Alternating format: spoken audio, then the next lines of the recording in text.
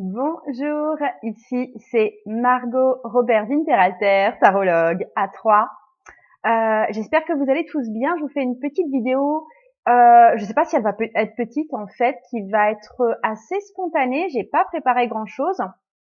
En fait, je travaillais là sur les personnages de la cour du tarot en parallèle des types de personnalités MBTI parce que je me suis un petit peu intéressée justement à la classification MBTI ces temps-ci.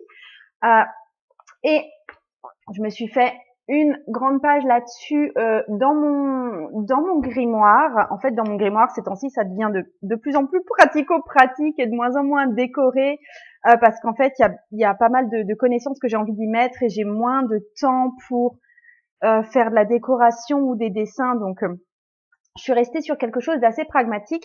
Mais c'est en fait, vous savez peut-être que j'ai créé un cours en ligne qui s'appelle Initiation au tarot intuitif, qui s'est terminé là et qui va reprendre sans doute en octobre. Et en fait, la question m'avait été posée de comment approfondir en fait notre connaissance des personnages de la cour. Et les 16 personnalités, les 7 types de personnalités MBTI, ça me semble bien pour pouvoir explorer ça plus en profondeur. Et je vais vous expliquer un petit peu comment se repérer dans les 16 types de personnalités en parallèle des personnages de la cour. Donc déjà, les 16 types MBTI, j'explique très très grossièrement ce que c'est. C'est une classification des personnalités. MBTI, ça veut dire Myers-Briggs Type Indicator. Et ça classe les personnalités aux grands types selon qu'on soit plutôt intuitif, plutôt introverti, plutôt extraverti, etc. Ces 4 lettres, on va se repérer dans 4 lettres selon à chaque fois comment on se positionne nous-mêmes en fait. La première lettre, elle indique vers quoi on dirige notre énergie. Est-ce qu'on a plutôt une énergie qui est centrée vers soi-même ou est-ce qu'on a plutôt une énergie qui est de type explosif et vers les autres et une énergie extravertie. La deuxième lettre, elle signifie comment est-ce qu'on va entrer en contact avec les informations, comment on va assimiler les informations autour de nous, comment on va aussi restituer les informations autour de nous. Troisième lettre, c'est comment est-ce qu'on va prendre nos décisions, sur quelle base est-ce qu'on prend nos décisions. Et quatrième point, c'est comment est-ce qu'on entre en action à partir de nos décisions, justement. Comment est-ce à partir de quoi est-ce qu'on agit réellement et comment est-ce qu'on agit réellement. Donc, alors il va de soi que c'est des types de personnalités, il n'existe pas dans la vraie vie 16 types de personnalités, on a toujours une tendance vers un type de personnalité, il est possible qu'on bascule dans 2 types de personnalités différents selon les circonstances et c'est tout à fait normal, mais ça se prête bien au tarot parce qu'il y a 16 personnages de la cour dans le tarot et que là aussi il s'agit d'archétypes un peu figés et il va de soi qu'on peut être plutôt tendre vers ce personnage dans telle situation, tel autre personnage dans telle situation. Donc juste je me sers de The Good Tarot pour illustrer mon propos, mais ça marche avec tous les types de tarot. Donc voilà. Déjà, pour la première lettre, c'est-à-dire l'orientation de l'énergie. On a la lettre I ou on a la lettre E. Est-ce qu'on est quelqu'un de plutôt introverti? Est-ce qu'on est quelqu'un de plutôt extraverti? Si vous êtes plutôt introverti, vous allez être tourné plutôt vers votre monde intérieur, vous êtes plutôt réservé, plutôt tranquille, vous êtes plutôt à l'écoute des gens et votre mode de communication est peut-être plutôt dans l'écrit. Si vous êtes extraverti, vous êtes tourné vers le monde extérieur, vous êtes plus proactif quelque part, vous êtes sans doute plus sociable, expansif, vous n'hésitez pas à vous exprimer, vous parlez plutôt que vous n'écoutez et vous êtes plutôt dans l'oralité. Donc, si on reporte ça aux cartes de tarot, on va avoir du côté introverti les versants féminins, en fait, des personnages de la cour. Donc, on va retrouver les cartes de page dans le côté introverti, donc tous les profils qui vont commencer par I, et on va évidemment avoir aussi les reines, qui vont aussi avoir un profil qui va commencer par I. Et du côté extraverti, donc les profils qui vont commencer en E, on a les cavaliers qui dans ce jeu-là s'appelle Messenger. Et on a les rois. Donc, en gros, on retrouve un côté masculin extraverti et féminin introverti. Donc ça, c'est vraiment pour la première lettre. La deuxième lettre, ça touche donc le recueil de l'information. Donc, pour cette deuxième lettre, vous allez vous retrouver soit du côté de l'intuition, soit marqué N, soit vous allez vous retrouver du côté de la sensation et de l'observation, marqué S. Donc, si vous êtes plutôt intuitive, vous allez servir plutôt de votre sixième sens pour percevoir le monde. Vous allez regarder les grandes lignes des choses, les grands aspects du problème ou du projet ou d'une personnalité. Vous allez facilement changer d'opinion, vous adapter, vous allez rester très créatif et vous êtes plutôt du genre à avoir des idées. Si au contraire vous vous situez du côté S, c'est-à-dire des sensations, de l'observation, vous fonctionnez avant tout avec vos 5 sens. Ce que vous croyez, c'est ce qui est vrai, ce que vous pouvez toucher. C'est ce que vous voyez, c'est la phrase « je ne crois que ce que je vois ». On s'attache aux faits, on est conservateur de préférence, on a du mal à changer, à évoluer, à changer d'avis. On est souvent hyper réaliste, on s'attache énormément aux faits. Là, pareil, hein, c'est des catégories, je sais très bien qu'on change un petit peu selon la situation de vie dans laquelle on se trouve. Donc, comment est-ce que moi, j'applique ça au tarot? Du côté intuitif, je vais retrouver, attendez, je vais vous les trouver.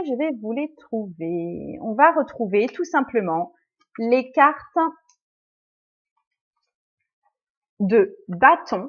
Là, j'ai pris des cartes. Celle-là, dans ce jeu-là, ça s'appelle des cartes de feu parce que le bâton, c'est l'élément feu. Donc, du côté intuition, on a l'élément feu, l'élément bâton, parce qu'on est dans quelque chose, effectivement, de très spontané, de très intuitif, de très connecté, de très créatif également. Et toujours pour l'intuition, on va trouver aussi des personnages de coupe ou d'eau dans ce jeu-là. C'est-à-dire, là, c'est le cœur qui parle avant tout. Pour l'observation, enfin pour le côté sensation-observation, donc on est toujours dans la deuxième lettre, hein, c'est l'autre versant, et ben on va plutôt être avec des cartes soit de denier, Earth, pour le monde rationnel. Les deniers sont très ancrés. Soit on va être dans les épées ou l'air qui fonctionne avec le cérébral. C'est-à-dire, on voit, donc on croit. On a une perspicacité et une vision aiguisée des situations.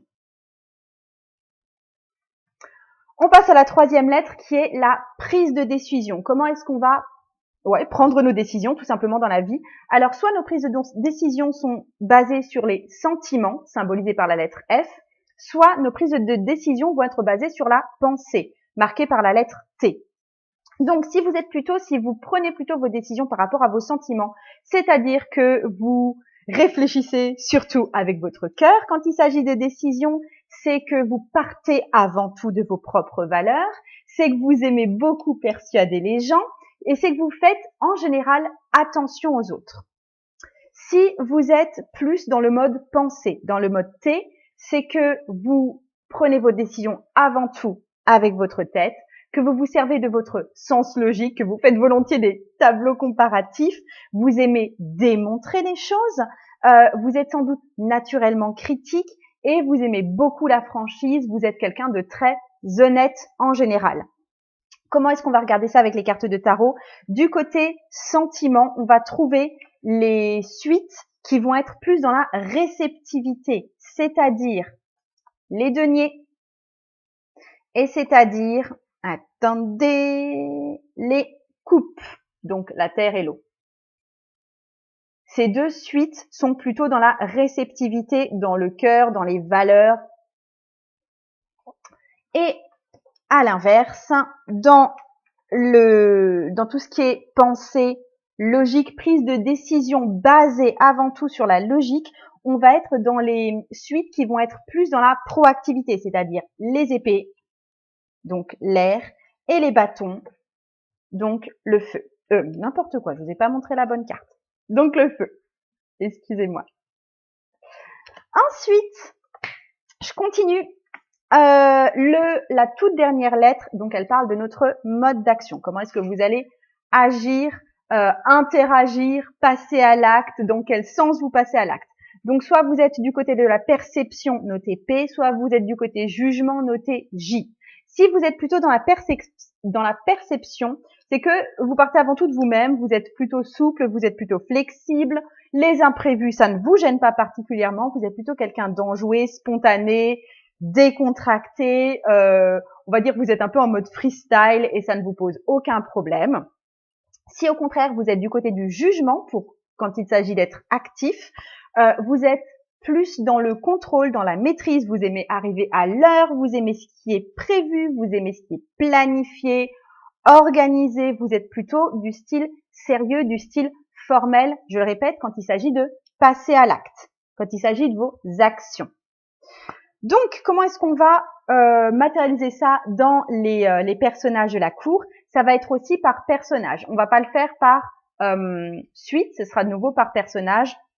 Donc, on va mettre du côté P, c'est-à-dire du côté souplesse, fluidité, etc., freestyle comme on dit, les cartes de page, que j'ai un petit peu mélangé avec les cavaliers, mais ce n'est pas grave parce que de toute façon, ça va être les pages et les cavaliers parce que c'est des cartes de, justement, d'hésitation, d'apprentissage, de spontanéité. C'est des cartes de jeunesse en général.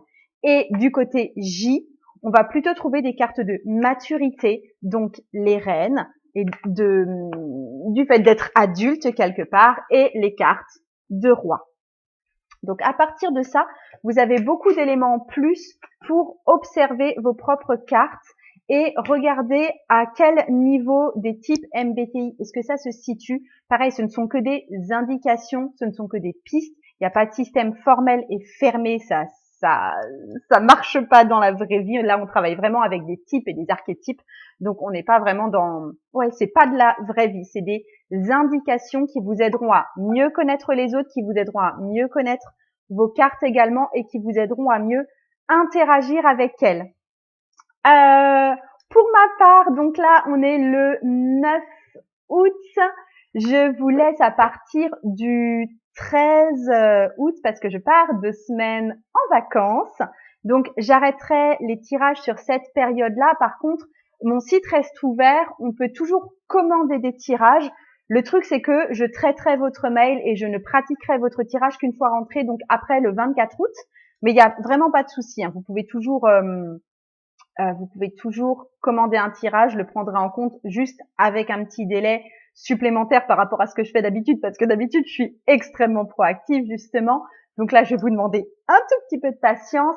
Et ensuite, j'arrive en septembre avec un nouveau tirage que j'avais envie de vous proposer par rapport aux travailleurs de lumière, en fait, parce que j'ai énormément de gens qui viennent me voir qui sont dans l'aide aux autres, éventuellement même dans le fait de monter leur entreprise par rapport à l'aide aux autres, sur le travail spirituel, que ce soit avec le tarot, que ce soit avec d'autres outils spirituels, type lithothérapie, type Reiki, et qui du coup me demandent leur aide déjà pour mieux fixer leurs limites, pour savoir quel type d'entreprise elles peuvent exactement faire.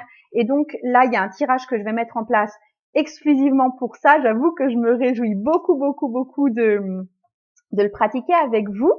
Et d'ici là, si vous n'êtes pas encore parti en vacances, je vous souhaite d'excellentes vacances et je vous dis à très très bientôt.